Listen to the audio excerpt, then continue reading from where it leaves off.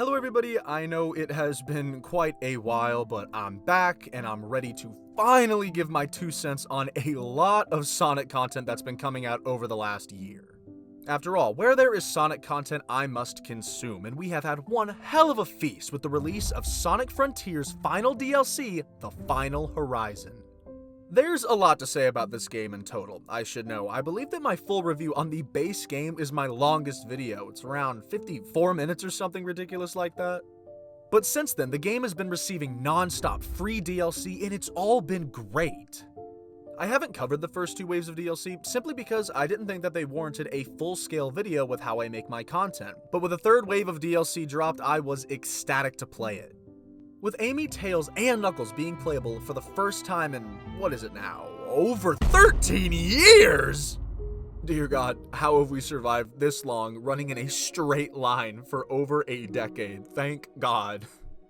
In addition, the teasing of a brand new supersonic form and the long-awaited retry of the game's final boss that had been teased by the game's director months beforehand. With so much new content packed into this last wave of DLC, it could truly elevate Sonic Frontiers to new heights, and that's exactly what I intend to cover today. Hello everyone, and welcome. I'm glad to have you. And for my returning viewers, I'm so sorry that the content has been so non-existent. However, I intend to make up for lost time. My name is Nicholas, but it's Nick for short, and today we dive into the last chapter of Sonic Frontier's story as we analyze The Final Horizon, a new dawn for the Sonic franchise. There's no time to take it slow. Let the blood inside you flow. Find a way to the unknown. Yeah, trust yourself and let it go. Firstly, as always on this channel, I want to tackle what I'm really here for, the story. It's no secret that the original finale was, in my opinion, some hot garbage. That's absolutely hyperbole, but it was a serious letdown. However, as the DLC begins, we immediately begin with some retconning. We take it from the top, on Oronos Island, with Sage having calculated a brand new, seemingly impossible scenario of success. Obviously, I'm already on board. Having an extra layer of suspense and mystique to how our heroes will defeat the ultimate foe is more engaging than repeating the whole Chaos Emerald Collectathon just for a normal Super Sonic to do the job. Sage informs Sonic she is able to stabilize his cyber corruption for a brief time, while also bringing his friends back from their cybernetic forms to help. She also intends to use this last remaining time to grant him access to previously unobtainable levels of power. Obviously, this is the route that Sonic and Co. decide to take. As the gang is reconstructed, we get some cute character exchanges before Sonic gives some of his best dialogue in the game, which in my opinion captures his softer side without compromising his assertiveness. A simple, follow my lead is the best way Sonic could ever explain a plan in my opinion. It's simple, it's to the point, it is not overly wordy, I don't know, just the energy is so on point. However, as much as I enjoyed this scene, it still kind of makes me feel a little off. See, there's this ongoing debate, I guess is the right word, but a lot of people are very for or very against the way Ian Flynn writes Sonic's dialogue. I personally am really back and forth on the issue, but I don't think that Roger Craig Smith's voice is helping. I've adjusted to his voice in the game, but I think he should have gone for his original Forces style of range for Sonic in this game, but just a tad eensy-weensy little bit deeper. There's that one video I'm sure you've seen of him going down octave by octave in the vocal range of Sonic, and frankly, I think a lot of the higher ones just sound better. This is a Sonic interpretation that is decidedly not 16, not even a teenager. He sounds 24. As someone in his early 20s, I'm definitely a fan. I've grown up with this character, so for me, I can relate to it. However, that does not change the fact that it's very different. Whether something is or isn't Sonic is definitely up to interpretation, and I, obviously, over the course of this channel, have shown that I am heavily opinionated on that matter, but I think that this meets qualifications for being Sonic in a different way than most people see it. This isn't the time or the place to open up this whole can of worms, but I just felt it was worth bringing up. From here on out, we enter the section of the story that's pretty necessary for this type of collectathon blitz. I know that may sound derogatory, but in actuality, just like in the base game, I think it serves its purpose well by focusing on each character for a short portion. So let's go down the list, shall we? First up is Amy, who was undoubtedly the best she's ever been in my opinion. I cannot fathom how people are displeased by this interpretation in the slightest. Let's face the facts here. Amy has so rarely had any glimpse of real character. She's been obsessed with Sonic and incredibly hot-tempered until 2014 when they kinda just made her a girl. Granted, she wasn't the cliche, strong female character archetype written by a room full of dudes, she was kinda just around. However, I do feel it's important to mention that I have an entire video talking just about how amazing I think Amy is as a character, but again, it's only in those small, tiny instances where it gets to shine through.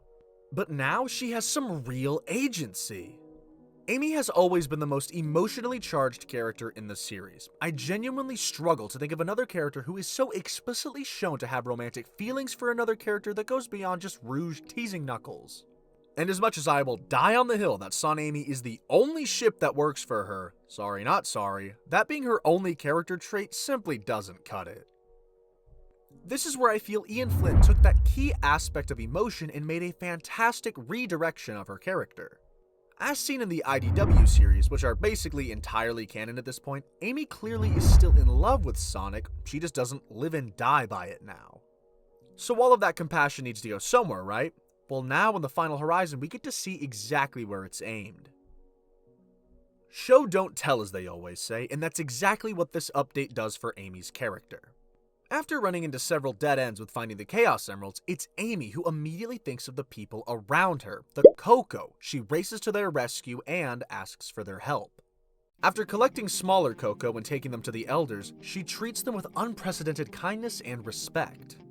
And then at the halfway point, we get to see this newfound direction within the context of being part of Team Sonic. And that's leadership. I am so tired of people boiling this down to, oh, Ian Flynn just made Amy Sally, when if you know either character on a basic level, he clearly did not. Sonic is impatient, Knuckles is quick-tempered and bashful, and Tails is still just a kid. She's able to use her emotional compassion to read the other's emotions and place their well-being and the well-being of the people they seek to help at the top of the totem pole. If you think about it, Amy is the perfect character of the quartet to be explicitly heroic in her intentions, completely and utterly selfless, amazing attributes of a leader. I think it is a more than worthwhile way to reinvent her character. Although I have to concede, it really does suck that we lose her quick temper. I think it added such a spark to her personality, but I also think that it could be really easily reinserted in the heat of battle whenever she needs to gain everyone's attention. Another really small thing that I didn't think would need to be mentioned is, come on guys, are we really getting upset at how often she uses tarot cards? Like, it's so clearly a purposeful artistic decision, because if we can all decipher that several of her moves could have been given to her hammer, I'm sure so did the developers of the game. It was more than likely done to just showcase that Amy has more tricks up her sleeve than her hammer. I think that adding more magical elements into the Sonic canon is awesome, and Amy gaining a cool item to complement her Pico Pico hammer, which is still in the game, an awesome positive. This last part is more so just a summary, but it most explicitly illustrates everything I'm talking about. Amy's final cutscene is when she begins to suffer the consequences of cyber corruption because of her handling of the Coco, but she still does her best to stand against it. She declares that the Coco need her, and because of that, she won't give up. Amy Rose, now after 30 years, is at her most nuanced and, in my opinion, characterized to perfection. As far as I'm concerned, she is a more than worthy companion to reach main character status. Wow, I had no idea just how much I had to say about Amy until I really put pen to paper, or word to Google Doc, but you get my point. Now we reach Tails and Knuckles. And as I'm writing this paragraph, I've come to realize I don't have much to say in regards to them at all. Knuckles I enjoy because of his direct approach. By virtue of being off Angel Island, despite the grim circumstances, he is in fact living a little. And his scene of cyberspace corruption I think showed his strength really well. This scene could be easily interpreted as Knuckles just breaking stuff, but I took it much more as Knuckles being the only one both physically and mentally strong enough to continue breaking down the island's defenses for Tails to reach cyberspace. I'm aware that may be giving the game a little too much credit, but we're Sonic fans, that's what we do best. Tails I thought was again alright. I did like this cutscene with Knuckles where he doubts himself and Knuckles has to teach Tails how, despite wanting to prove himself, that asking for help is never an issue. At first I saw this internal conflict as weird backtracking, but when Knuckles used Sonic as an example, I understood the point the game was trying to make. It's not that Tails forgot the lesson he learned throughout the main story, however, he's still growing and this is just another facet of being an individual, learning that it's okay to ask others for help. It's not Shakespeare, but a valuable lesson nonetheless. Sonic, needless to say, got the best whenever it comes to this DLC's narrative. Sonic must go across 4 towers to further gain control over his cyberspace corruption and gain enhanced powers. Which, much to my surprise, means you actually converse with the pilots of the Titans rather than just seeing them in flashbacks. The first pilot, Wielder of Giganto, justifiably reprimands Sonic for his quote, ruinous intentions, but inadvertently ends up showing Sonic's virtuous motivations and gives Sonic his blessing. The second pilot is a mighty warrior who demands satisfaction for his loss both against the End and Sonic himself. Sonic of course defeats him and gains the pilot's blessing to go defeat the foe that he could not. The third pilot was the protege of a mighty hero of the Ancients and helped design the Titans. Sonic engages in this trial to give the pilot more data and upon completion earns the Ancients' blessing. Finally, we reach the final Titan pilot. Their being is only a memory of who they were before they launched into the final fight with the End. This pilot was a hero of the Ancients, a being that represented hope in their culture, who sacrificed themselves to seal the enemy. After completing this final trial, Sonic at last gains the blessing of each Titan pilot. The reason I decided to outline each pilot in detail is because of a detail I didn't notice upon my first playthrough. Each Titan pilot in order of appearance is a parallel to Amy, Knuckles, Tails, and finally, Sonic. This isn't a particularly important detail, but I still find it fascinating, and honestly, I'm not sure exactly what it means. This is clearly a passing of the torch, heroes from a once great civilization passing down both their legacy and responsibilities to the current generation of heroes. Heroes who just so happen to parallel the ancient warriors of the past. I'm not sure if this will become relevant in future games, or if it's simply for the genuine cool factor of watching Sonic and friends defeat an enemy so powerful that it wiped away all of the Ancients. Honestly, I just think that it's pretty awesome. I think that it does nothing except for add new layers of richness to the story. The Master King I originally found pretty boring. He was only a strong leader of the people and not much else. However, now with the context of the pilots I mentioned earlier, I've realized that Master King is in fact an Eggman parallel. I find this implication wildly confusing, but even so, after Sonic completes the trial, he grants the heroic hedgehog a newfound power. This power is adapted to Sonic's body the best it can be, but if overexerted, it would be lost to Sonic forever. A good way to make sure the series avoids power creep. I know this next part might sound a little egotistical, but the way this game goes about handling Super Sonic and introducing new forms for specific scenarios is exactly what I suggested in my own video about how I think Super Sonic more or less hurts the Sonic series. But the reason I bring it up is because the acclaim for this approach in this DLC has been universally beloved, and my video on the topic is undoubtedly the video I've published with the most pushback and negative response. I just think it's funny how radical changes may sound scary, but in practice are more often than not worth the risk in a situation like this. And before we move on, I do just want to clarify that a lot of the pushback and negative response doesn't mean that what people are saying was wrong inherently or anything like that. It's just simple disagreement, which a lot of people had some pretty good points. So I just wanted to clarify that. I haven't talked much about Sonic's characterization, but the dialogue he has with Master King is genuinely fantastic. He's rude, arrogant, and has no time for ceremony, which is exactly what I like in the character. Even so, I find that the way Ian Flynn writes the character sometimes conflicts with itself. Sonic typically in past games acts first and then asks questions later. He's not unwilling to forgive and forget, in fact, sometimes it's something he relishes in. He's a big believer in taking control of your own destiny and has befriended so many past enemies. He far more heavily prioritizes freedom rather than heroism. But the way Flynn writes Sonic is very selective. Sometimes he's understanding, like with Sage, he's constantly resisting conflict in order to get a proper explanation until a literal Titan is attacking him. While other times, like here with the Master King, he jumps straight to the attitude and gives no respect. I personally believe this doesn't work. You either need to commit to a more mature Sonic, a total powerhouse who always gives his enemies an out because he knows he's going to win. Really play into his experiences. Sonic hasn't seen it all, but he doesn't care. He lives free as the wind, always hoping to bump into a brand new experience no matter how perilous. But his confidence, no matter the odds, knows no bounds. It still contains both Sonic's ego and his confidence. In fact, I think it would be really fun to see him mop the floor with his enemies, and when he's bested, you really get to see Sonic at his most desperate and cocky, a real loudmouth. Or we could go with the alternative to dial back the niceties. Let him be as he always is, an arrogant punk with a heart of gold with one motto: run first and ask questions later. Not out of malice or a lack of empathy, but because he believes actions speak louder than words. I'm sure there's a compromise in there somewhere, and honestly, I do think that Ian Flynn rides that line pretty well. He's doing a pretty good job at balancing Sonic's self-assuredness and this new maturity he wants to inject into the character and the series at large, which I'd like to reiterate, I am in fact all for. I think that allowing these characters to grow is entirely reasonable, and if done right, could open the door to Sonic stories previously impossible to tell. The main takeaway from all of this rambling, however, is the fact that I do enjoy Ian Flynn's characterization of Sonic. I look back on that paragraph and fear I might have overanalyzed, but it is a discussion I think is worth talking about. Is it my favorite? No, but easily top 3, and if pulled off right, this characterization of Sonic could take the top spot and feel more like an evolution of the character than a change.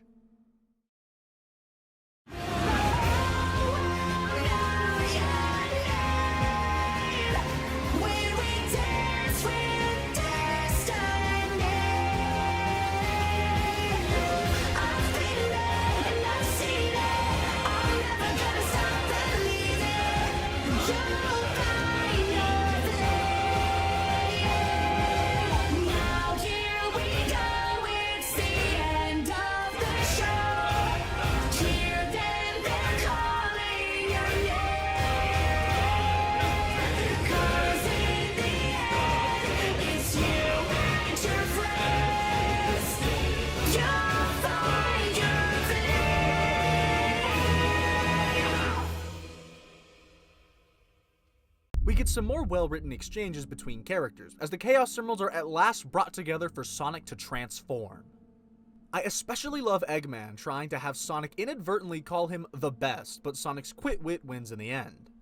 As Supreme roars in the distance, Super Sonic rises to the occasion, and we have the exact same fight as the base game, only much easier. After Supreme is defeated, we arrive at the true final boss, the true ending.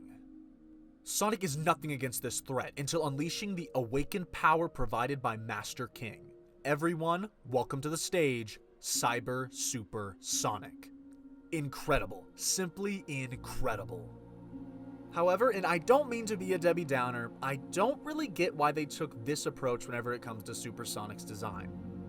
It looks incredible, but thematically it isn't exactly appropriate given we actually get a true Cyber Sonic at the tail end of the fight. This design for Super Sonic, although hype as hell, and in the grand scheme this isn't exactly a damning failure, it's just that I think it would have hit harder getting to experience this fight in that brand new form. The other reason I bring this up is that it poses the problem of introducing a new level of power Super Sonic can possess, but just can't access normally?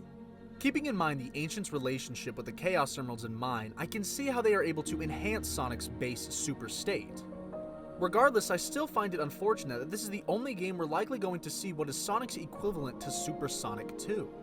I just think it's a bit of a waste to introduce the concept of an even more powerful version of Super Sonic that we're likely never going to see again. But enough of the negatives, this is incredible! This is far more simple than a change of eye color, which looks stellar by the way, but this is a manifestation of all that this DLC has set up. The power of the Ancients now flows within Super Sonic via his connection to cyberspace. The literal hopes, dreams, and memories of a civilization now lost to the end are surging through Sonic, providing him the boost and power he needs to defeat this living apocalypse. The sheer power this form possesses is shown so beautifully with some of the best presentations Super Sonic has ever received. The cool factor for every attack animation is off the charts. Serious is always the tone Supersonic is shrouded in, especially once he entered 3D, and they perfected it here. Absolute confidence, faster than lightning, and in complete control of the situation. We've all seen his all-out attack animation, which is especially spectacular, but an underrated move is whenever you double psi loop the end. Sonic finally allowing his devilish grin to seep through his silent facade with the snap of his fingers completely mutilates the final Titan. For the final bout, it truly felt infinitely more cinematic than the base game, and I'd argue that this is the best final boss of any Sonic title, except for one particular aspect, but I'll touch on that in a moment. At the climax of the fight, Sonic is able to psi-loop Supreme's weapon out of its back just in time for Eggman to catch it. In retaliation, the enemy launches an assault to retrieve the gun, which is staved off by Sage, Amy, Knuckles, and Tails in their cyber forms. Sonic takes the brunt of the assault, leaving him defenseless as he is forcefully weakened back into his base state. When I first watched this scene, I thought I ran out of rings or something, but when I saw Sonic power back up at full strength, my jaw again dropped. It was the perfect subverting of expectations. I know it was likely just for an awesome moment, but I like to think that the Emeralds stuck around this time because of the Ancients' influence over the Emeralds. Now that final devastating blow, or should I say shot. Whoever thought of psi-looping the massive sniper rifle off of Supreme, having Eggman man the gun's trigger, and using Sonic as a bullet deserves a raise. Sonic enters the barrel and decides to unleash the full might of his newfound cyber power. Eggman lines up the shot and fires as we watch Cybersonic shoot out, writhing in agony as he strains to keep himself together and unleash all of his and the Ancient's fury onto this unstoppable foe. Sonic effortlessly destroys the final Titan, and with one final fanged screech, Sonic is able to shoot through the end, at last destroying it. Our final shot as the music begins to swell and fade is of the battered and beaten form of Supersonic, now rid of his cyber power and crashing back down to Earth. The last of the story wraps up similarly, with Sonic crashing down to Earth with his friends there to celebrate the victory. The biggest difference, and one that I am most certainly in favor of, is with Eggman. Eggman again stands, watching the sky and the shooting stars, but this time he's not alone. Eggman isn't here to mourn, he's here with his daughter. A sense of pride flows through him as he watches what Sage was able to accomplish, saving himself and everyone, all for his sake. I cannot describe how excellent of a choice this was. I haven't talked much about Sage over the course of this DLC, mainly because she's been just as fantastic as this as she was in the base game.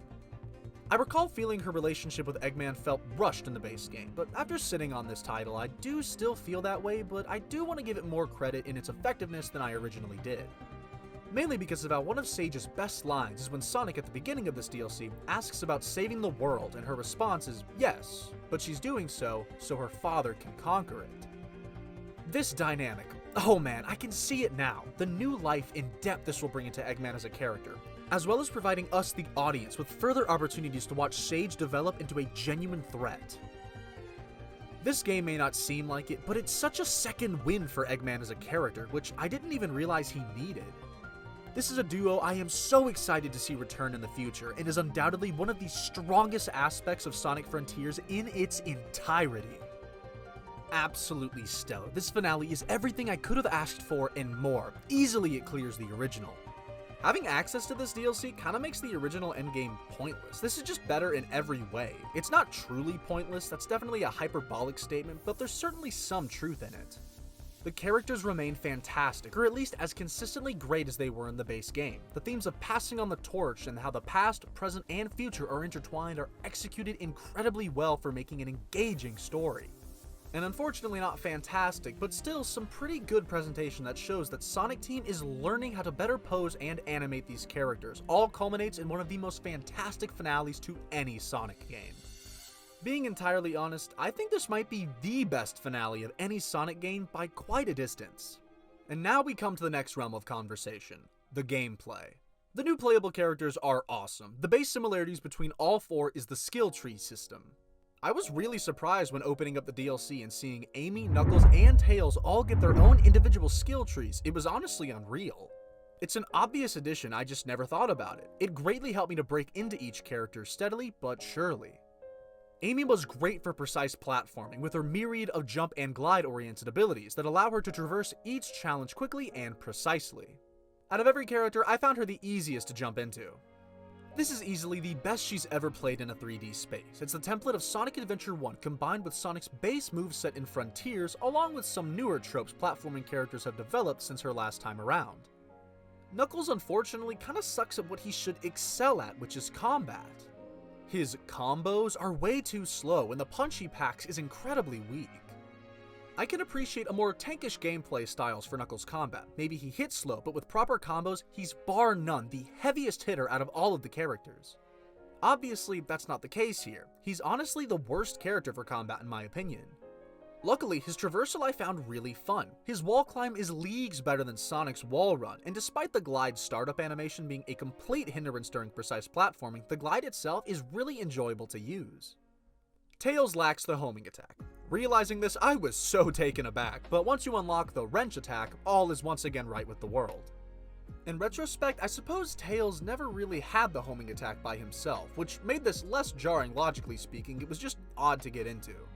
Otherwise, he's very comparable to Adventure 1 Tails, and I am so glad I can say that. Even his fly, I'd say again, is the best it's ever been bar none. It gives you such a comfortable amount of airtime that you can really cheese some of the platforming segments. Combine that with the Flying Tornado 2 and you've got the best Tails gameplay the franchise has ever seen. Sonic is still the same he's always been, except he's got the spin dash. He's had this since the second update, but I never gave that update my 2 cents.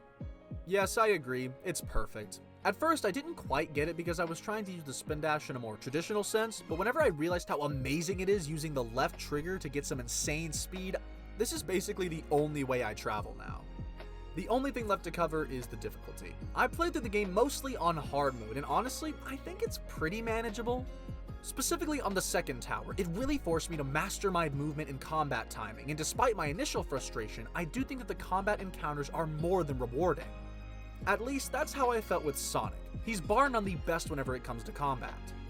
The Titan Rush, on the other hand, I am not ashamed to admit I turned the difficulty down to easy mode. It was the only way I could beat it.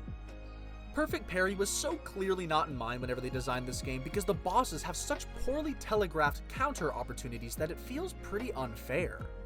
And the true final boss has a glaring flaw, one that I mentioned we would get to earlier. Luckily, the final boss was made with the perfect parry in mind, meaning that it actually functions pretty well, except it contains one entirely different issue. Why on earth do you need to quick step to make the target for the connection between the end and Supreme appear? It is truly an atrocious game design decision. Not once has the quick step been used this importantly, let alone in combat aside from dodging. And now, suddenly, it is introduced as a final boss mechanic. Randomly, it had me stuck on this fight for over an hour, probably multiple. I had to Google the solution. I found the answer on Reddit. Genuinely, this is a terrible stain on an otherwise stellar package. Overall, I do feel it's a difficulty spike deserving of the uproar it received upon release. On the other hand, it was honestly one of my favorite parts. Sure, there were one or two, scratch that, there were like a lot of times I got frustrated because of the circumstances out of my control, but the platforming challenges it provided were some of the best in the game, and that is all because of the enhanced difficulty.